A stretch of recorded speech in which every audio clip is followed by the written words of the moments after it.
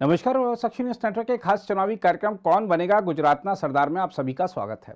गुजरात विधानसभा चुनाव के लिए सभी दलों के अधिकतर उम्मीदवारों की सूची सामने आ चुकी है, जिसके बाद चुनाव प्रचार और तेज हो गया है। बीजेपी जहां अपनी जीत के प्रति आशान्वित है, वहीं विपक्ष को लग रहा है कि जनता इस बार बीजेपी से छुटकारा पा लेगी। लेकिन विपक्ष जिस तरह बिखरा हुआ नजर आ रहा है, उसका सीधा फायदा बीजेपी को मिलना तय माना जा रहा है। पहले यहाँ चुनाव में मुख्य मुकाबला बीजेपी और कांग्रेस के बीच हुआ करता था, लेकिन इस बार मुकाबले में आम आदमी पार्टी और एआईएमआईएम और कुछ अन्य दलों के भी होने से बीजेपी विरोधी मतों का बिखराव होगा, जो कि सत्तारूढ़ पार्टी के लिए फायदेमंद साबित हो सकता है। इस बीच गुजरात में मुस्लिमों और पाटीदारों को पटाने के लिए सभी दलों ने प्रयास तेज कर दिए हैं। गुजरात में आगामी विधानसभा चुनाव में मुस्लिम वोट हासिल करने की होड़ तेज होती दिख रही है, क्योंकि अल्पसंख्यक समुदाय के पास बीजेपी शासित राज्य में वोट देने के लिए अब कई धर्मनिरपेक्ष दलों का विकल्प मौजूद है। पहले के चुनाव में कांग्रेस को गुजरात में मुस्लिम वोटों के लिए इकलौता प्रमुख दावेदार माना जाता था, लेकिन इस बार मुख्य विपक्षी दल अल्पसंख्यक मतदाताओं को रिझाने के लिए छोटे छोटे दलों के कड़े मुकाबले का सामना कर रहा है। कांग्रेस के सामने ऑल इंडिया मजलिस से इत्तेहादुल मुसलमीन यानी एआईएमआईएम, अरविंद केजरीवाल की आम आदमी पार्टी और कुछ अन्य दलों की चुनौती है। हम आपको बता दें कि पिछले विधानसभा चुनाव में केवल 3 मुस्लिम विधायक जीते थे और तीनों कांग्रेस के थे। हालांकि 2012 विधानसभा चुनाव के मुकाबले यह संख्या बेहतर थी, जब महज 2 मुस्लिम विधायक जीते थे। देखा जाए तो गुजरात की कुल 6.5 करोड़ की आबादी में मुस्लिमों की संख्या तकरीबन 11% है और करीब 25 विधानसभा क्षेत्रों में उनकी खासी तादाद है। वैसे यह भी एक तथ्य है कि 2 दशकों से अधिक समय से गुजरात में राज कर रही बीजेपी को मुस्लिम मतदाताओं की पहली पसंद नहीं माना जाता है। बीजेपी आमतौर पर किसी भी मुस्लिम उम्मीदवार को टिकट भी नहीं देती है।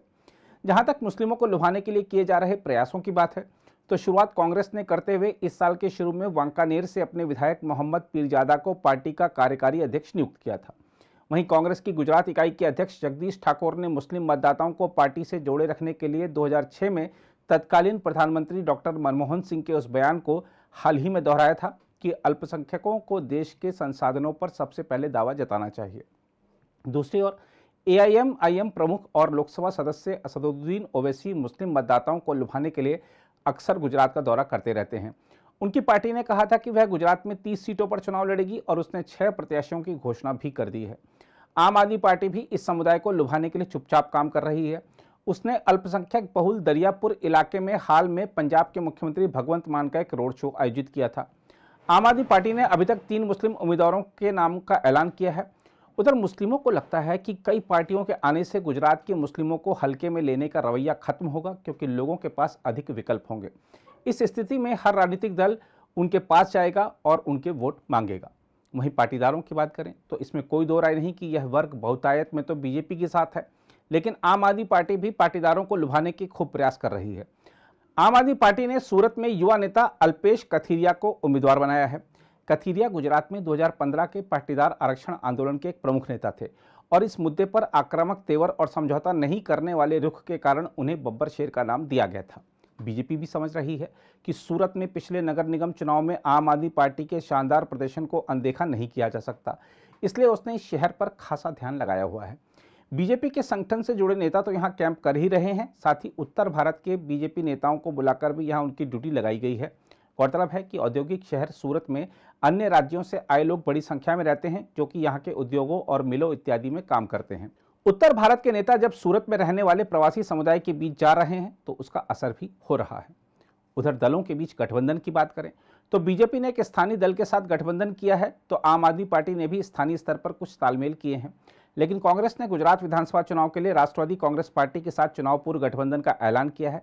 इस गठबंधन के तहत शरद पवार की पार्टी राज्य की 182 में से 3 सीट पर चुनाव लड़ेगी। अब तक एनसीपी के कंधाल जडेजा अपनी पार्टी के इकलौते विधायक थे, जिन्होंने 2017 के विधानसभा चुनाव में पोरबंदर जिले के कुटियाना विधानसभा क्षेत्र से जीत दर्ज की थी। गठबंधन का ऐलान करते हुए गुजरात कांग्रेस के अध्यक्ष जगदीश ठाकुर ने कहा, एनसीपी आगामी राज्य विधानसभा चुनाव में कांग्रेस के साथ गठबंधन करके लड़ेगी। एनसीपी 3 सीट आणंद जिले की उमरेठ, अहमदाबाद जिले की नरोदा और दाहोद जिले की देवगढ़ बरिया सीट से चुनाव लड़ेगी। इन तीनों सीटों पर फिलहाल सत्ताधारी भारतीय जनता पार्टी का कब्जा है। दूसरी ओर गुजरात में 2 दशक से अधिक समय से सत्ता से बाहर चल रही कांग्रेस ने अपने मौजूदा 21 विधायकों को अगले महीने होने वाले विधानसभा चुनाव में एक बार फिर मौका दिया है। कांग्रेस ने गुजरात विधानसभा चुनाव के लिए 46 उम्मीदवारों की अपनी दूसरी सूची जारी की है, जिनमें 4 मुस्लिम उम्मीदवार भी शामिल हैं। कांग्रेस की दूसरी सूची में सभी 46 उम्मीदवार उन सीट के हैं जहां पहले चरण में मतदान होगा। कांग्रेस ने पहले चरण की 68 सीट के लिए उम्मीदवार घोषित कर दिए हैं, जबकि 21 सीट पर अभी उम्मीदवारों की घोषणा किया जाना बाकी है। उधर गुजरात में आयाराम गयाराम का खेल भी जारी है। गुजरात के खेड़ा जिले में मातर विधानसभा क्षेत्र का प्रतिनिधित्व करने वाले बीजेपी विधायक केसरी सिंह सोलंकी सत्तारूढ़ पार्टी द्वारा आगामी विधानसभा चुनाव के लिए इस सीट से टिकट देने से इनकार करने के बाद आम आदमी पार्टी में शामिल हो गए हैं। आम आदमी पार्टी की गुजरात इकाई के अध्यक्ष गोपाल इटालिया ने ट्विटर पर बताया है कि केसरी सिंह सोलंकी आम आदमी पार्टी में शामिल हो गए हैं। अगर आप भी लेना चाहते हैं देश दुनिया की तमाम जानकारी तो आज ही सब्सक्राइब करें हमारे चैनल को। साथ ही नीचे दिए बेल आइकन को जरूर दबाएं ताकि हर अपडेट आप तक पहुंच सके।